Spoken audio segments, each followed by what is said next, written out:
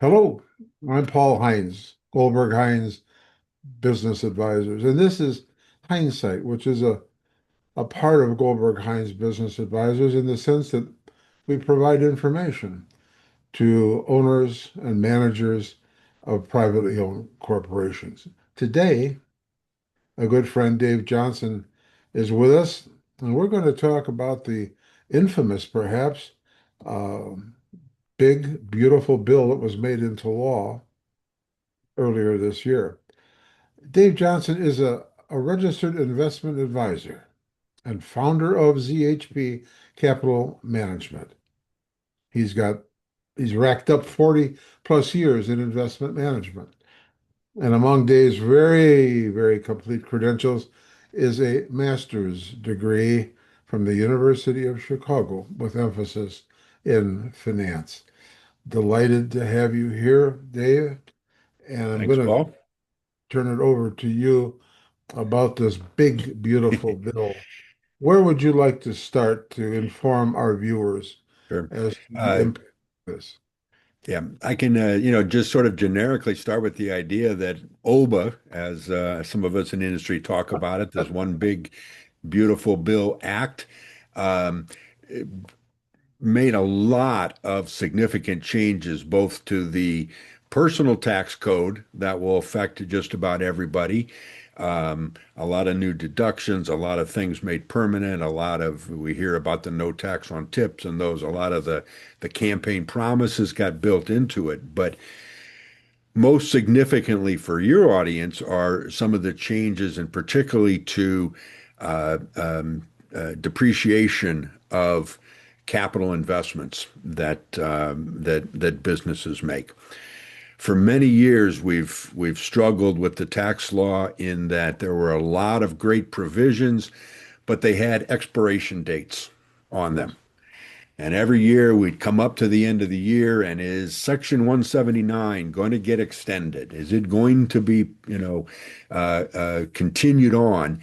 So, there were a couple years, I think, where that didn't even happen until after the end of excuse me, of the year where we would be making the investments. So, one of the first things, obviously, is that Section 179 expensing, which allows for fully depreciating equipment and machinery in the year that it is made, Hmm. right? So you can deduct up to 100% of the cost of equipment in this year.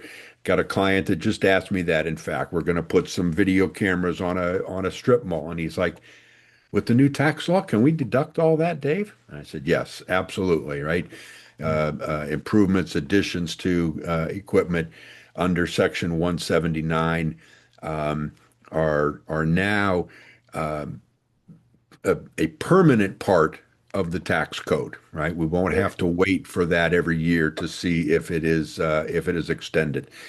Permanent in the tax code really just means permanent until another Congress comes along and potentially changes it, right? Obviously, uh, a future Congress could come along and repeal any of these types of things, but we don't have to go through that process each year of waiting to see if provisions are extended. So Section 179 expensing um, allows for up to $2.5 million of Ah, equipment to okay. be expensed in each year.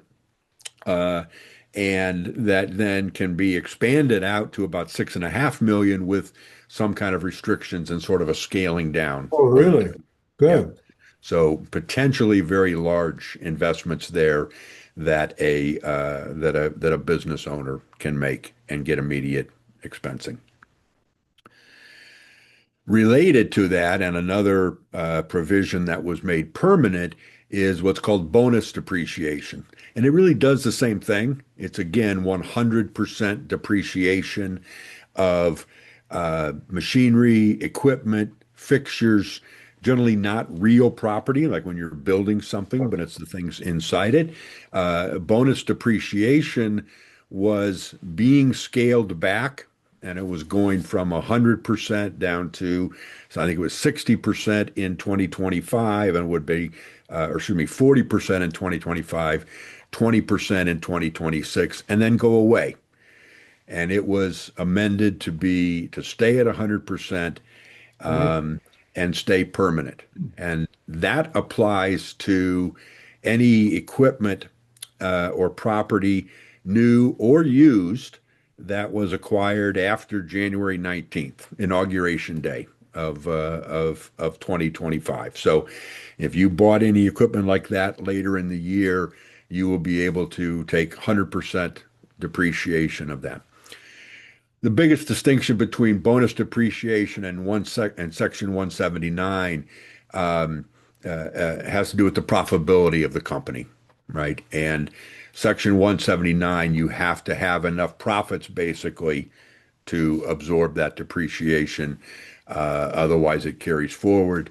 Bonus Yes. depreciation, you can use whether or not essentially Oh, the really? depreciation makes you profitable. So important to work with, as you'll hear a couple of these things, important to work with your tax advisor, your tax preparer, and any advisors that you have to know what your tax situation is like and to decide what is the best option to go through there. Okay. Important to recognize if you're in an M&A mode, right, and you acquire a business, you want as much of that acquisition price to be allocated to equipment and machinery as you can, so that you can take advantage of that bonus depreciation. If Wonderful. your target and has a manufacturing facility and you think you're just buying that and a client database or an existing client set, you want part of the negotiations to be, hey, 20% of our purchase price is what, the equipment and that you have. Hmm. Because once your accountant takes that into account, that part of the purchase price can become fully deductible Wonderful. in year one. So Good to hear. again, a good tool to keep in mind. A couple very unique and specific items to keep in mind. If you're a business and you construct an on-site daycare facility, there have Oh, always been some credits for that. Those were enhanced and expanded. So, as a way to take care of your employees, if you're thinking about building a daycare facility for their children, there's definitely tax incentives and encouragements for that. So great. you can keep those in mind. But the one I really wanted to touch on was this a new depreciation tactic. If you are purchasing or building what is called a qualified production property, you Yes. can get 100% bonus depreciation in the year that you construct or purchase that property. And that is for facilities that turn raw materials into a product. Hmm. It has Yes. to be here in the US, right? This is about bringing manufacturing back to the US. It is last, I believe, it is in effect up and through 2028, Hmm. and the facility has to be put in use for by 2030. But think about that. Someone who, again, purchases a manufacturing facility that turns, call it bronze into tools or turns makes some kind of machined part out of that raw material, Yes. you can now deduct the cost of that facility in the first year as opposed to depreciating it over 39 years. Why? Huge advantage Yes. to your cash flow. Yes. Lots of questions about what it's what exactly is going to be included in that. We kind of know if you buy a mixed use facility, it's only the manufacturing part, Partial. not the administrative offices, those types of things. We don't know exactly what they mean by raw materials and products. So a lot of definition there. But if you're in that specific mode of sort of raw manufacturing, this could be a really exciting opportunity for you. Good. We know that it basically, when you think about what the administration is trying to do, right? They're making a big push to bring manufacturing back to the US. And that's what a lot of these things are designed to do. Mm. And they have, basically all have US components to it, right? All of these are, for the most part, facilities that you build or invest in here in the US. Similarly, research and development expenditures, another one of the ones, the R&D Yes. deduction has often also been a something that needs that ongoing reapproval, and that has now been made permanent. So businesses can permanently deduct research and development expenses made domestically Mhm. after 12/31, 2024. If you have anybody who had previously deferred research and development expenses because they couldn't deduct them, there's a possibility that those will be able to be essentially captured Mhm. in 2025 or future years.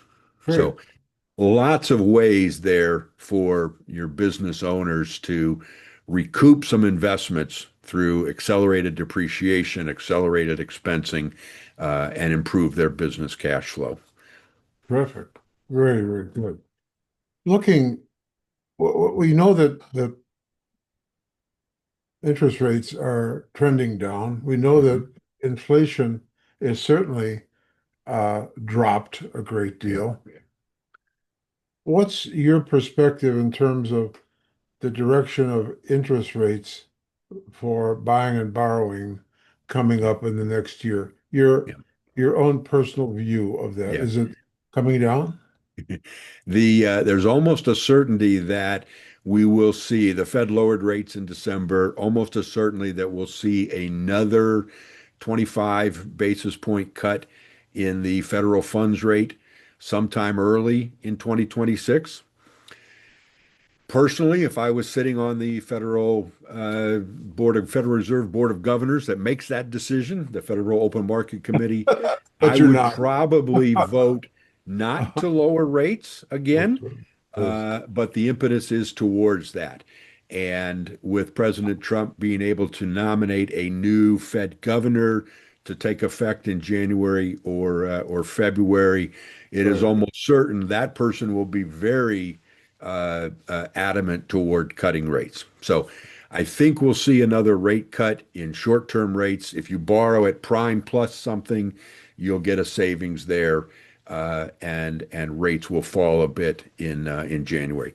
If you borrow at long-term term rates, where you're going to borrow money for 5 or 10 years, um, I think the Fed may find that cutting these short-term rates until inflation has really shown a trend downward could be negatively received by the bond market, the so-called bond vigilantes, which were a real a powerful group in the 80s and 90s.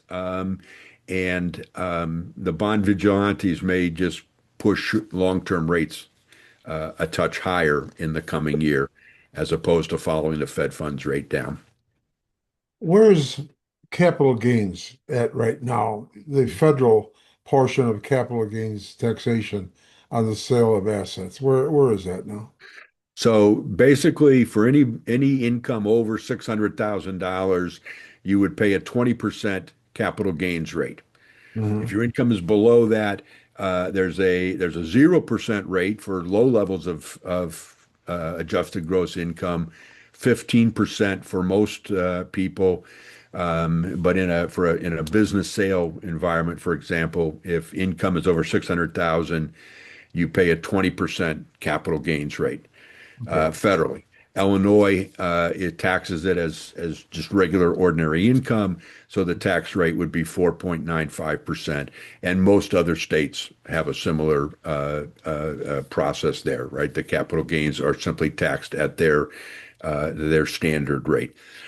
Haven't really seen any changes in that rate changing. People are pretty comfortable about it.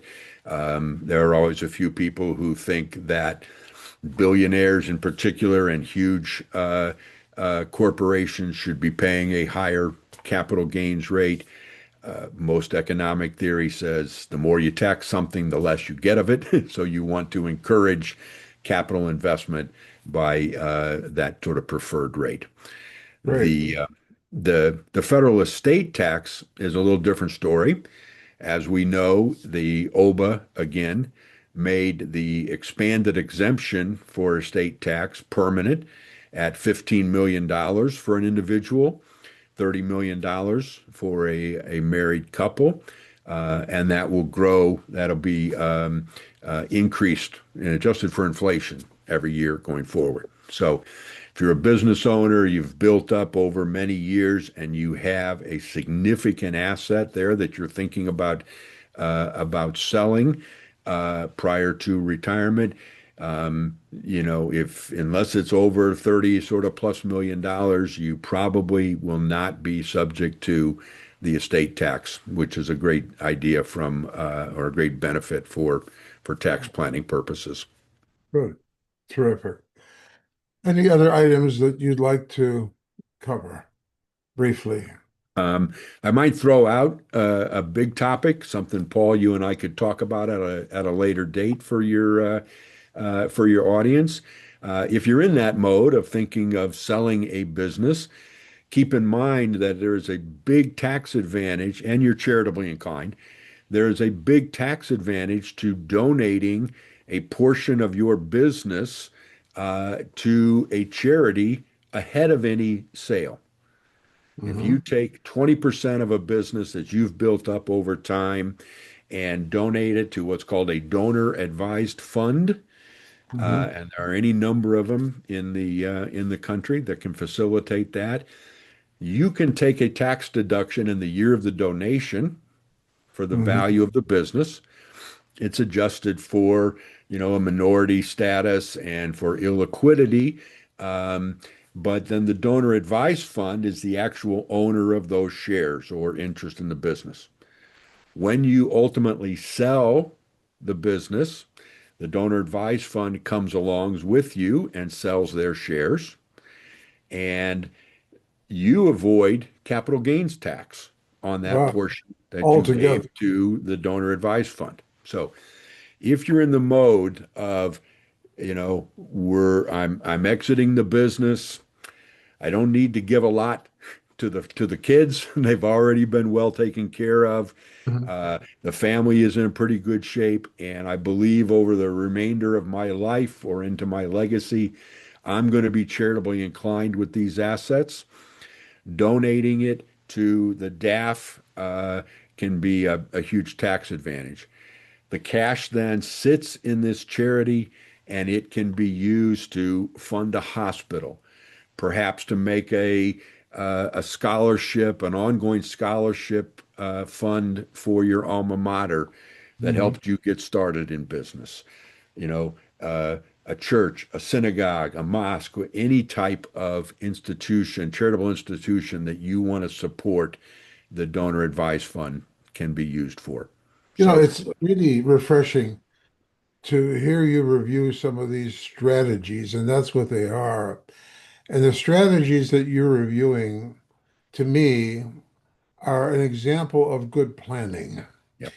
When you put your arms around all the aspects of your assets, liabilities, intentions, and visions, you come up with a really good plan that can get you to a satisfactory, pleasant, pleasing, and peaceful set of decisions as far as your estate is concerned. And I'm believing that most of the people watching this episode of Hindsight are benefiting from understanding that planning is really a key state of mind to get in. How can our viewers get in touch with you directly and personally from this point forward? I'm always happy to talk with business owners and friends of friends. People can reach out to me. My phone number 847 400 6982.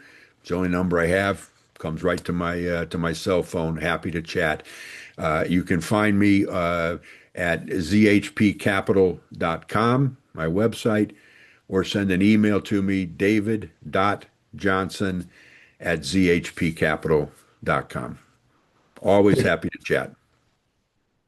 it's a delight to talk with you. And we're going to ask Dave to come back after the new year is in the books, and we're taking a look at the upcoming 2026 for some comments, some insights, and some overview as to the directions that small business people, owners, and managers should be taking.